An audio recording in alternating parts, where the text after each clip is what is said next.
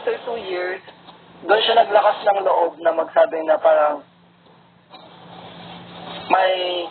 kasi siguro nagbabalik. May 5 years relationship siya, tapos siguro nagbabalik sa kanya na parang nagparamdam. So ayaw niya siguro sana masira yung relationship namin. Kaya sinabihan niya ako na meron siyang past relationship na cool off. So ibig sabihin, cool off, hindi pa tapos yung relationship nila, which is doon ako na-shock na 2 years na tayo, tapos ngayon mo palang nasabi yung mga ganyan. Yes. Diba? So, anong ginawa? Kinausap ko siya, pero hindi ko na-hold back. Kasi parang grabe yung trust ko, grabe yung effort ko, love ko. Alam mo bang ginawa ko yung Iloilo at Quezon Province na parang Iloilo at City lang? Parang gano'n.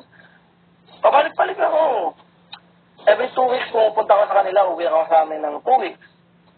Stay ako 1 month sa kanila, uwi ako ng